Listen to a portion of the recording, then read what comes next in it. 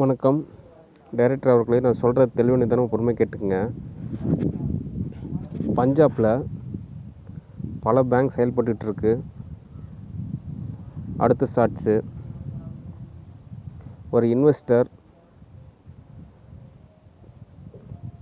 அவரை ஒரு தனியார் வங்கி நிறுவனம் சந்திக்கிறாங்க. அதுக்கப்புறம் அவரோட பேங்க்கில் இன்வெஸ்ட் பண்ணுறாரு, ஹீரோ இன்வெஸ்ட் பண்ணுறாரு. அதுக்கப்புறம் ஓரளவு ப்ராஃபிட் கிடைக்கிது. அதுக்கப்புறம் ஒரு செக்கில்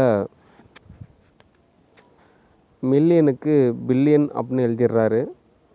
அதுக்கப்புறம் கன்சல்ட் பண்ணதுக்கப்புறம் சரி ஓகே இன்வெஸ்ட் பண்ணலான்னு சொல்லிட்டு ஹீரோவும் சம்மதிக்கிறாரு. அதுக்கப்புறம் ஓரளவு ப்ராஃபிட் கிடைக்கிது. அப்புறம் இன்னொரு செக்கில் பில்லியன் எழுதுறாரு, அதை அவங்க ட்ரில்லியனாக மாற்றிடுறாங்க. அதுக்கப்புறம் பேங்க்கில் அவரோட அக்கௌண்ட்டில் கேஷு எப்படியோ மிஸ் ஆகிருக்கு. அது இல்லாமல் இவர் பேரில் பேங்க்கில் லோன் போட்டிருக்காங்க. அதுக்கப்புறம் பேங்க்கு கவர்மெண்ட் இஷ்யூ ஆகுது. அதுக்கப்புறம் இன்வெஸ்டர் தன்னோட சம்பாரித்த காசு எங்கே, அவருக்கு சம்மந்தமே இல்லாத ஒரு கடன் தொகை, அதை அவர் எப்படி சால்வ் செஞ்சார் அப்படின்றது ஸ்டோரி. ஸ்க்ரீன் பிளேவில் இன்வெஸ்டர் பஞ்சாபில் புதுசாக ஆரம்பிச்சிருக்கக்கூடிய தேவன் பேங்க்கோட மேனேஜராக ஒர்க் செய்கிறாரு.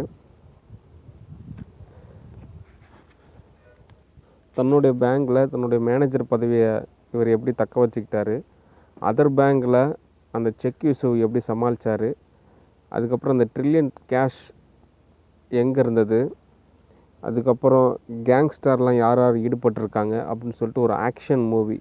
ஓகே, அதோடு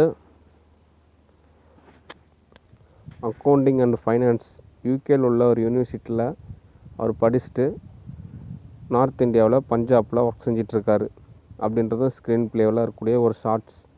ஓகே, சரி.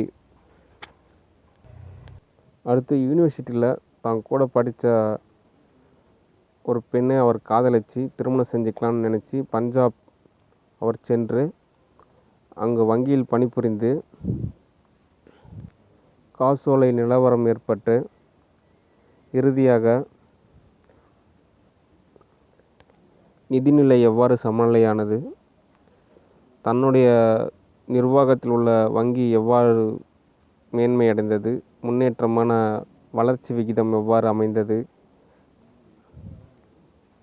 தான் நேசித்த காதலி திருமணம் செய்தாரா, அதற்கு ஏற்பட்ட தடைகள் என்ன, அதை எவ்வாறு சரி செய்தார் என்பதான ஒரு தொகுப்பான